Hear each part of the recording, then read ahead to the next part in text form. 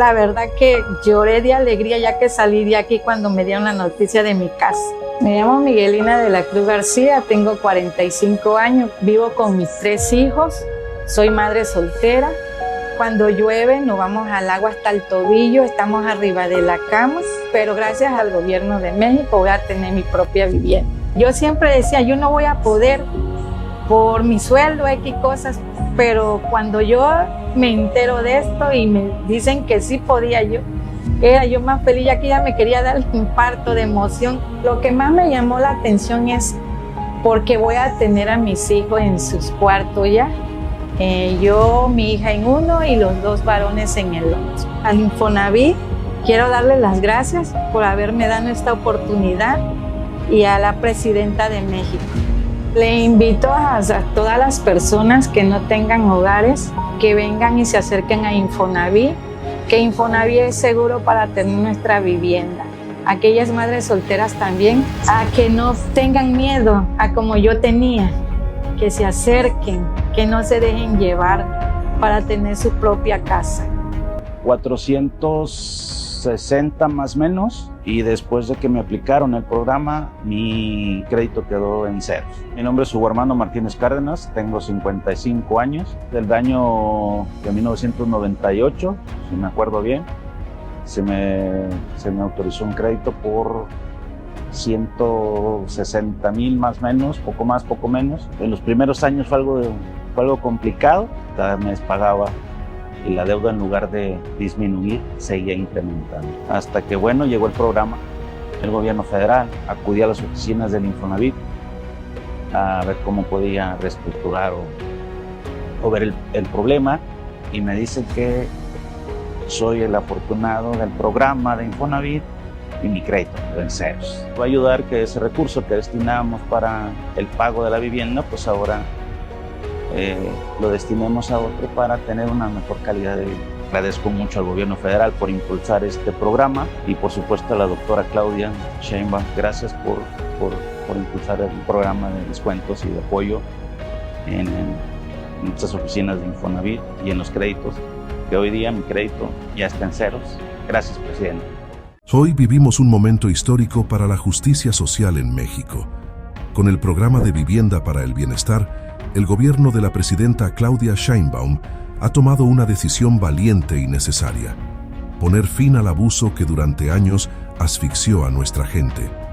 Durante mucho tiempo, miles de familias estuvieron atrapadas en deudas hipotecarias impagables, marcadas por esquemas financieros injustos y atados a la inflación, heredados de administraciones que dieron la espalda al pueblo.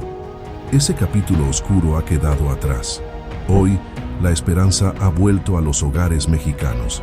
Millones de familias celebran con alegría porque sus deudas han sido canceladas y por fin cuentan con la seguridad de que su casa es suya.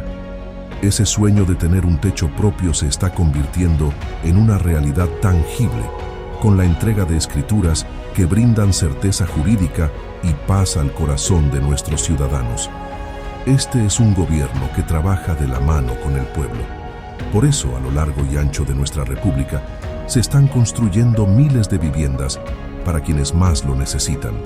Se están levantando los cimientos de un México más justo, donde el bienestar de las familias es la prioridad absoluta y donde el derecho a una vivienda digna ya no es un privilegio de unos pocos, sino un orgullo para todas y todos los mexicanos. Hoy los tiempos han cambiado y cambiado para el bienestar de nuestro pueblo.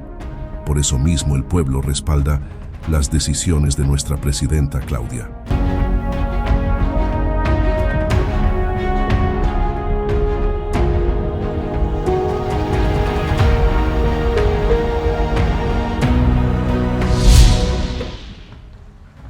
Presidenta, con permiso. Adelante.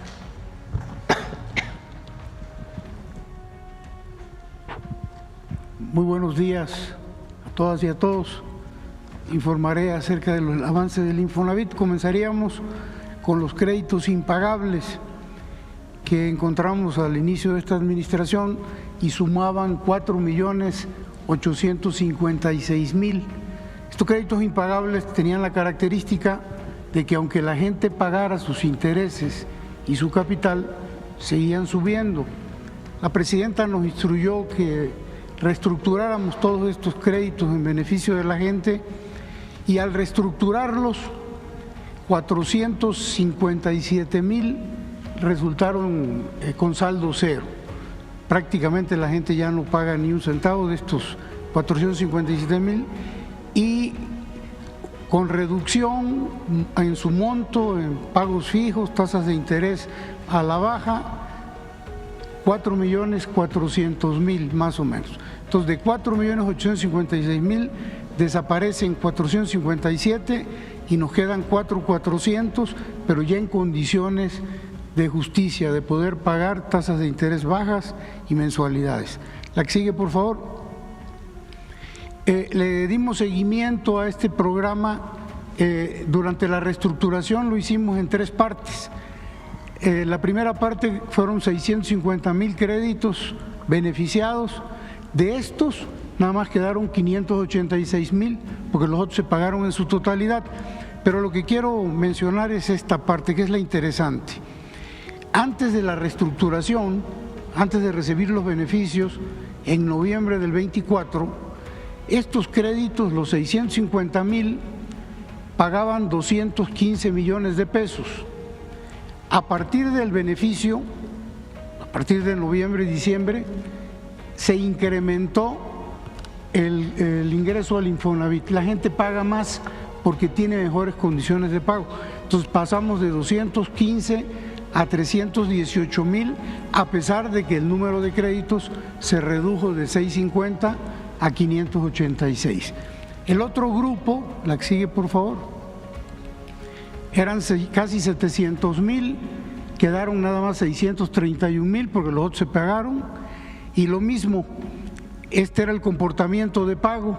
En promedio, hasta antes del beneficio, eran 129 millones de pesos, y a partir del beneficio se incrementó el pago de los derechohabientes a 207,000, a pesar que son menos los créditos en este momento. Y finalmente, el último grupo, la que sigue, de 3.5 millones de créditos beneficiados, 300,000 prácticamente se beneficiaron con la quita total, quedan 3.2, y aquí está el comportamiento del pago. Antes del beneficio, 1,971 millones, después del beneficio, 2,212. Esto quiere decir que la gente, no importa que su ingreso sea el más bajo, la gente paga, siempre y cuando tenga condiciones de pago. Bueno, pues esta reestructura quedó lista a partir del 31 de diciembre del año pasado y prácticamente todos los que tenían créditos impagables hoy pueden pagar y quedarse con su vivienda. La que sigue, por favor. Bueno, estos son los créditos de Mejoravit, mejorar la vivienda para ampliarla, mejorarla. La meta que teníamos para este año eran 132,000. El año pasado colocamos 105,000. Hoy, al mes de junio, llevamos casi 150,000. Por lo tanto, estimamos que la meta de este año sean 408,000, muy por encima de las que colocamos el año pasado. Van muy bien estos créditos de mejora de vivienda. La que sigue, por favor. Y ahora sí ya entramos a la vivienda de bienestar, proyectos de vivienda contratados y por contratar.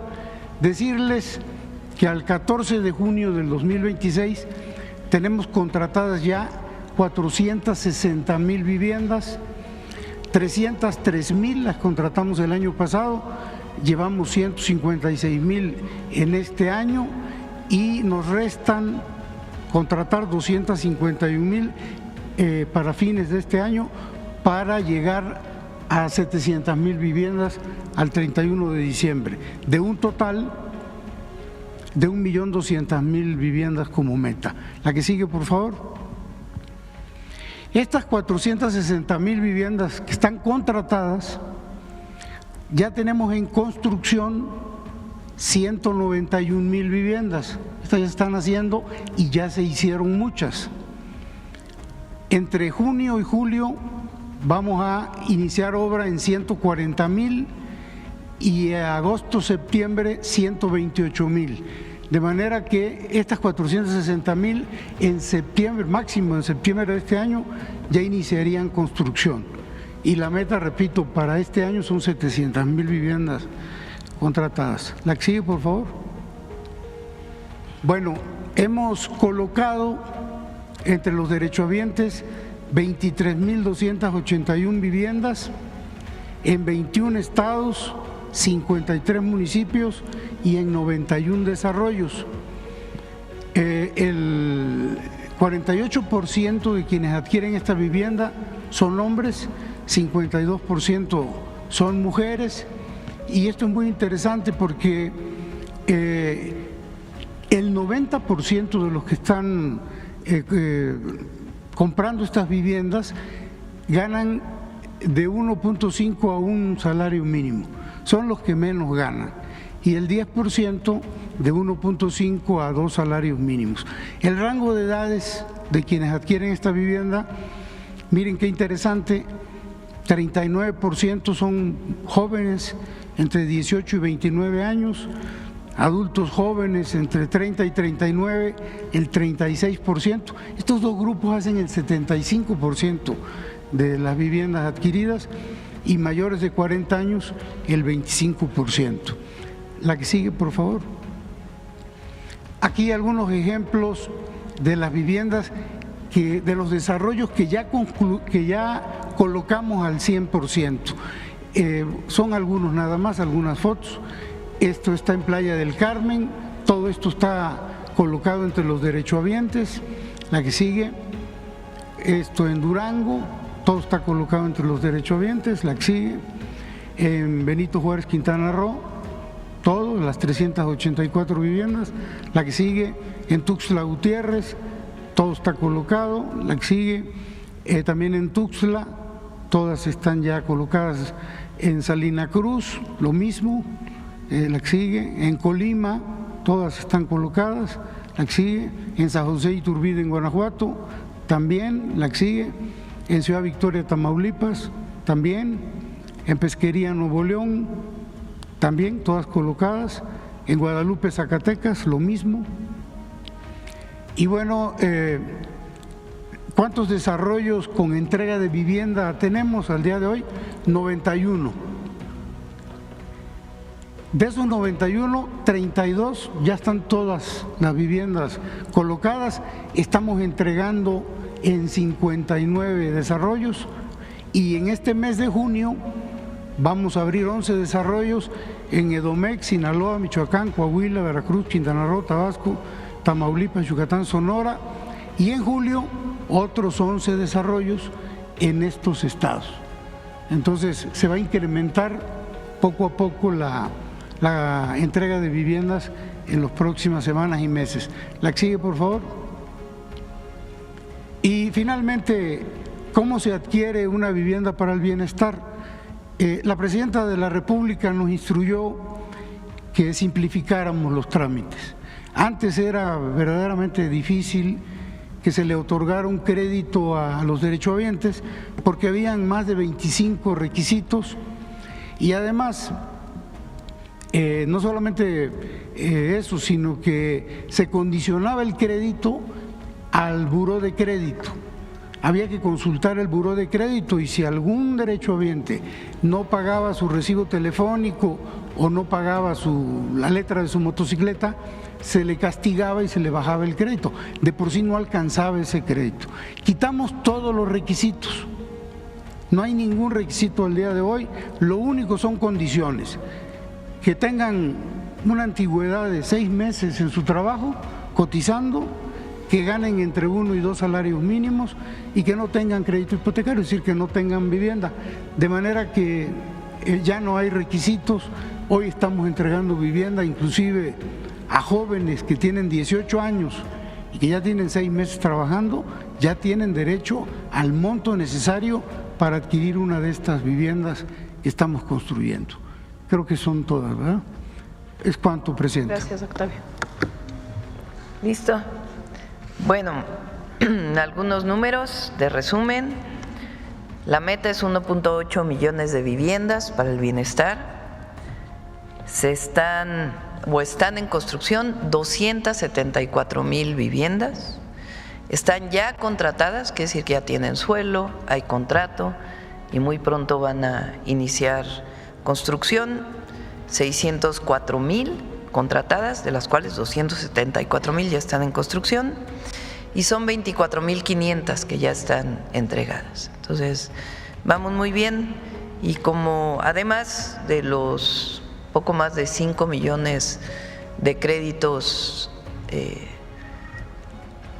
ajustados, 500,000 que dejaron o que ya no deben, porque ya habían pagado lo suficiente, y el resto una disminución muy sustantiva en sus deudas.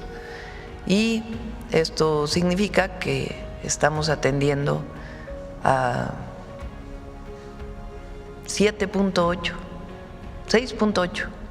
millones de familias con el programa de vivienda para el bienestar. Bueno, vamos a las preguntas. A ver acá el compañero.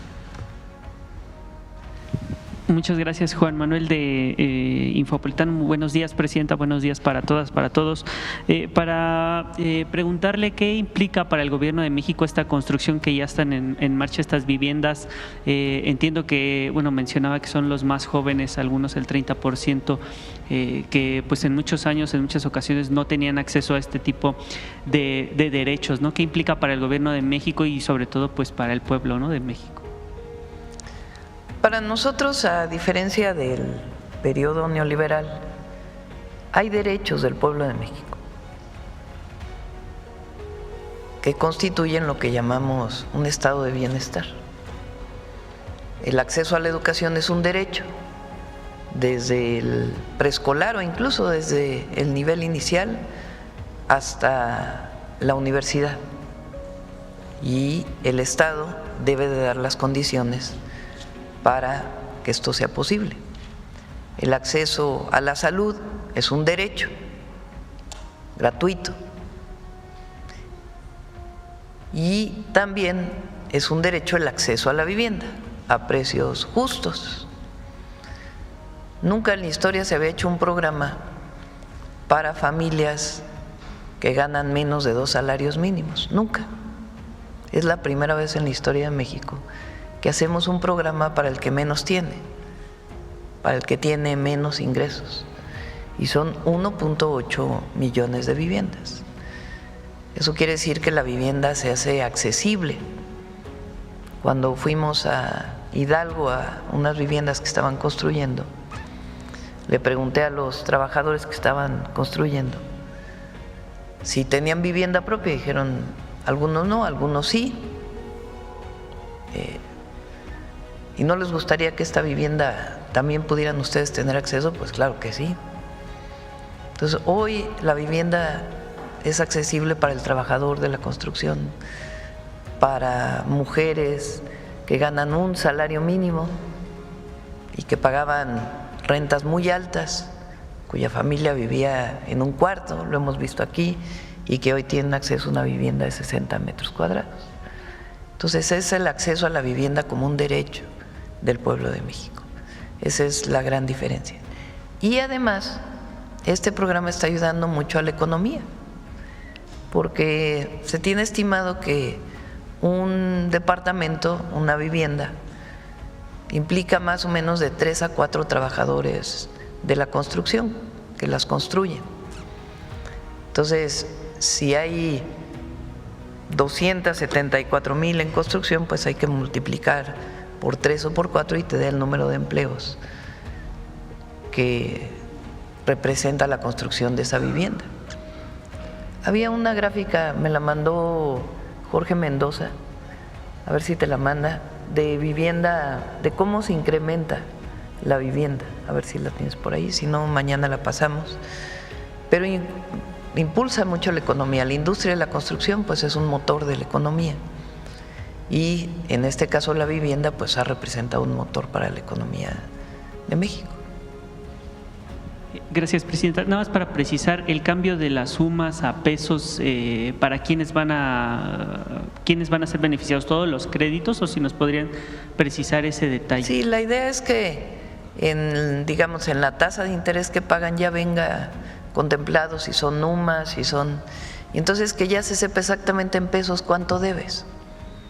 Porque, a ver, debes 20 UMAS y la gente se pregunta, bueno, ¿cuánto es una UMA? Y cada año aumenta la UMA. Entonces es mejor que esté en pesos y que en la tasa ya esté contemplado pues lo que implicaría eso. Entonces todos serían beneficiados. Miren cómo creció. Viviendas en proceso de construcción por clase. Economía popular. Y hay que decir que en el 2017 fueron todas estas viviendas que muchas de ellas quedaron abandonadas, que todavía nos falta presentar esa parte. Pero miren nada más cómo creció. Yo creo que ustedes no habían visto esa gráfica, ¿verdad? Fíjense cómo creció del 2025 a el salto que da en 2026.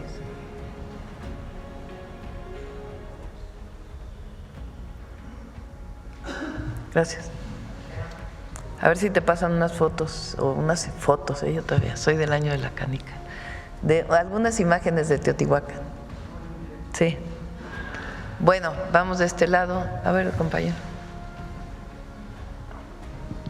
Presidenta, buenos días. Vicente Serrano, conductor de Sin Censura TV. Hay algunos que señalan que el fútbol es el reflejo de la sociedad. No sé si usted lo ve así, pero suponiendo, sin conceder, el tema de los naturalizados para mí es irrelevante, ¿no? Julián Quiñones, un colombiano de nacimiento, pero más mexicano o tan mexicano como nosotros, mete el primer gol de la selección y creo que nos deja en una oportunidad de dialogar sobre el racismo, el clasismo, todo lo que debería desterrarse de nuestra sociedad, ¿no? Un mexicano de raza negra en un país en el que los afromexicanos han estado olvidados.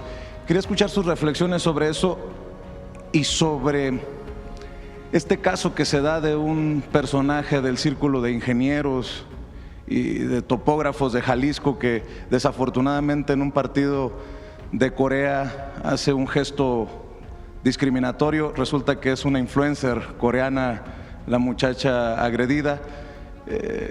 Creo que amerita su reflexión, Presidenta, pues porque ha explotado en redes sociales. Bueno, entiendo que se disculpó, ¿no? Sí. Esta persona. El racismo, el clasismo, el machismo, toda discriminación deben erradicarse de la sociedad. Todas y todos somos iguales. Eso es lo que debe prevalecer siempre. Ahora, la mayor parte de las y los mexicanos, 99%, somos hospitalarios. Abrazamos, recibimos. Es un porcentaje muy pequeño el que se quedó con la herencia colonial de las castas. Lo que pasa es que luego tienen más presencia en los medios y en otros espacios. Pero es un momento importante porque el fútbol debe ser eso, no dividir, sino incluir.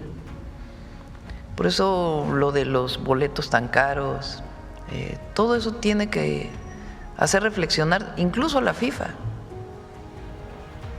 porque está bien que sea un negocio, nadie dice que no deba ser un negocio, pero el fútbol tiene que ser también otra cosa, no solo debe ser negocio, debe ser un espacio de encuentro, como todos los deportes. Entonces, por eso nosotros dimos mucho peso al Mundial Social. Claro que los atletas de hoy, lo que uno ve en los partidos es no tiene nada que ver con el fútbol de hace 10 años, nada que ver con el de hace 20 y menos el de hace 30, 40, 50 años. Ayer tenía yo una discusión con mi esposo de que quién ha sido el mejor jugador del mundo. Y él sostiene que es Pelé, ¿no? Y yo le decía, bueno, sí, pero Pelé jugó en otra época. Hoy la presión física es distinta, ¿no? Entonces ya saben, entre Messi y Pelé la discusión de los dos grandes jugadores, grandísimos jugadores. Pero hoy es una preparación física muy distinta a la de hace mucho tiempo, ¿no? Pero digamos, es el fútbol profesional. Lo importante es que el fútbol sea espacio de unión, de encuentro, de paz, de igualdad, de no discriminación. Eso debe prevalecer. Y porque dice usted que ya se disculpó, también se disculpó un comentarista de Televisa, ahora que estamos hablando de las manifestaciones de la gente, de las madres buscadoras, incluso los estudiantes de Ayotzinapa, más allá de lo que uno pueda pensar o de qué lado esté y opine sobre las formas, su opinión, si es que ya se enteró de esto de que utilicen tanquetas, agua y balas de goma por parte de Mauricio Imay, que me parece repudiable, presidenta, de una persona que tiene la cámara y el micrófono para no, eso meter no estos me enteré. temas. A ver, platícalo, porque eso sí no me enteré. ¿Cómo fue? En un video habla de que así se le quitan las ganas y nunca los van a tener cerrando Reforma, y me parece lamentable ese tipo de opiniones cuando usted ha dicho que este gobierno no va a reprimir. Sí, hay que tener paciencia siempre.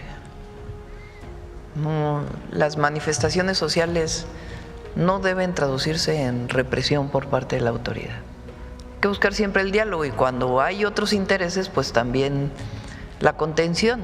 Muy distinto contener a reprimir. La verdad es que ahí la policía de la Ciudad de México particularmente pues tiene mucha experiencia en la contención, que es muy distinto resistir, digamos, a golpear, a reprimir, a violar los derechos humanos. Y esa es la manera en que pensamos en México, y además por nuestra historia, por lo que ha sido nuestra historia, una historia de gobiernos autoritarios que utilizaron la represión, incluso la desaparición o el asesinato, para callar a los opositores o a los que no estaban de acuerdo. Entonces nosotros no estamos de acuerdo en eso. Pero por otro lado, qué bueno que se den estos debates. No estamos de acuerdo con lo que se dice, pero también qué bueno que haya debate sobre esto, que se abra, que se discuta. Por cierto, los que hemos estado en el Fan Fest hemos visto cómo la gente baila, cómo la gente se divierte, y pensaba en los intentos de polarizar de muchos en las redes sociales. ¿Por qué no reflexiona sobre la unidad nacional, presidenta, en momentos en que, de acuerdo a De las Heras, usted tiene o mantiene el 71% de aprobación? Pues yo no vi muy polarizada la gente bailando. Esa no la vi. ¿Cuándo salió? Acaba de salir, ¿no? Ayer. Sí. A ver, chécale. 71%. A ver, chécale, a ver. Nada más para qué. No la vi.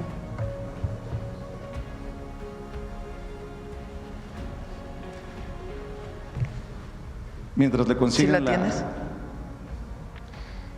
Ahí está. Opinión. ¿Eso salió hoy? Ayer. ¿Ayer? ¿Qué más dice? A ver.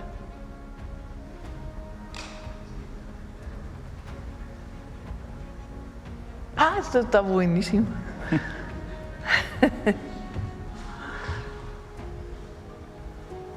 ¿Qué opinión tiene usted del expresidente Andrés Manuel López Obrador? Muy buena, 70%. Muy buena, 70%. Muy mala, 19%. Ni buena ni mala, 8%. Le gané por 1 punto. ¿Qué más? A ver. O ya ahí es todo.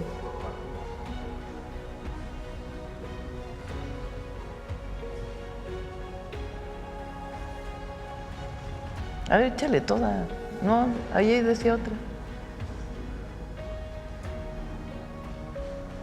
Uy, uy, uy. No.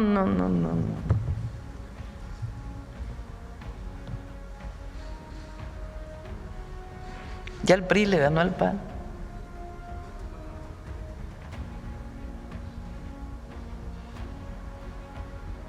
Híjole. Malas A algunos noticias no para la oposición. les va a gustar esta.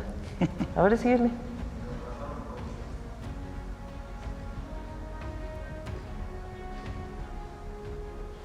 Ah, pues no está tan mal. 7-2. Adelante. ¿Cuál es el atributo que tiene la presidenta?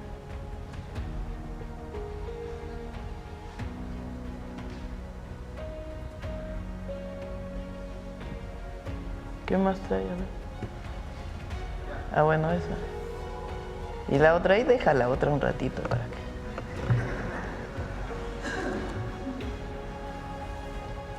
Está buena. Y miren que nos han pagado una campaña, pero tremenda. Cuando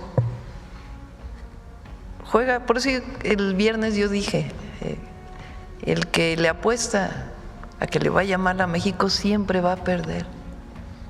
Siempre. Va a perder en la cancha, va a perder en la vida y va a perder en la política. Y estos momentos de cuando juega la selección, pues todo el mundo está con la selección, sí, son momentos de mucha,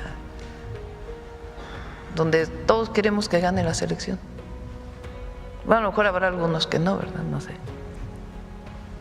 Pero le deseamos lo mejor a la selección. Para cerrar, Presidenta, un tema es delicado y entiendo que usted siempre ha aplicado la cabeza fría y la operación Calimán y no será hoy que cambie su postura, pero hay declaraciones de Sarah Carter, la Sara antidrogas de Estados Unidos, que reconocen la cooperación, que reconocen al gobierno, la menciona con nombre y apellido, menciona incluso al general secretario Trevilla en este operativo del Mencho, el líder del cártel Jalisco Nueva Generación, pero también hace, en mi opinión, un comentario desafortunado en esta entrevista que se da a conocer este fin de semana, que dice que ustedes colaboran porque entienden, como los otros países del escudo de las Américas, que Donald Trump está serio cuando dice o cooperan o pagarán los platos rotos, en pocas palabras, que se arrepentirán. Sus reflexiones sobre estas declaraciones, No presidente. quiero entrar en discusión con ella. Ella fue, de ella retomo la parte de la prevención. El documento aquel que se publicó, yo creo que hace como un mes, donde hace énfasis en la prevención, en campañas, en educación, en distintas acciones para disminuir el consumo de drogas en Estados Unidos. Me quedo con esa parte. Se lo planteo porque obviamente en los medios de comunicación ya conocidos, no lo vamos a decir aquí nuevamente, no quiero retoman entrar lo que quieren, ¿no? En debate con ella. Conoce nuestra posición. Nuestra posición es muy firme en la soberanía, en la defensa de la soberanía, en la colaboración sin subordinación. Esa es nuestra posición y siempre va a ser así. Y lo que podamos ayudar en términos humanitarios para que no llegue droga a los Estados Unidos, lo vamos a hacer. Y también pedimos que del otro lado se trabaje para que no lleguen armas a México. Pero de hecho este caso del Mencho refleja precisamente que la colaboración tiene resultados. Ellos, habla pues, de que siempre ofrecieron lo dijimos, inteligencia. ellos proporcionaron información de inteligencia y ya la Secretaría de la Defensa Nacional, particularmente en este caso, fue quien llevó a cabo pues todo el proceso operativo. Le agradezco, Presidenta. Buen día. Gracias.